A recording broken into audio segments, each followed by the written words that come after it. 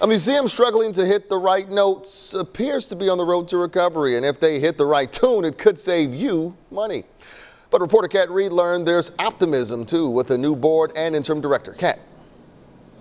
That's right, Kevin. You know, April 2018 saw a scathing report about the American Jazz Museum calling for a total revamp of finances and exhibits. And there have been changes since then. A new board came in charge earlier this year, and they have a new interim executive director. And some say this is the start of a new era.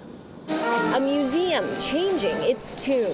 What an exciting museum we have. With a new board and leader. Come in, stabilize, do no harm. Interim Executive Director Ralph Cairo has a background in business. When he took the role, he first updated the technology in a major exhibit.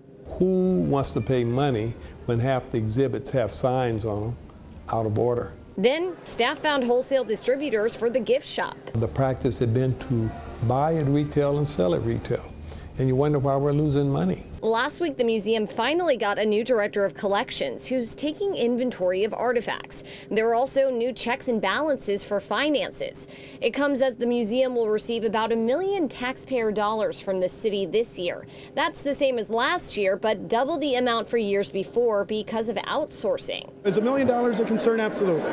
But I think what we're seeing right now is that we're taking substantial steps to make sure that we actually are getting ourselves in the right footing in connection with this, that it's not the sort of thing that's going to be city funded long term. Future taxpayer dollars will face scrutiny from a new council. I'm looking forward to working with the people down here to increase the tourism and the amount of dollars that are flowing through this district. I think that we should ask tough questions and make sure that the leadership is in place to keep the museum going and thriving. Cairo says the museum is ready to face the music and the questions.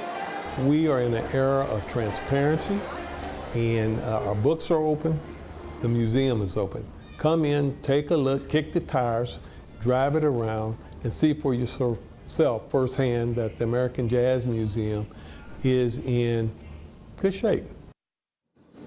Now, the board is still searching for a permanent executive director. Cairo tells us the first round of interviews is scheduled for later this week. I'm Kat Reed, 41 Action News.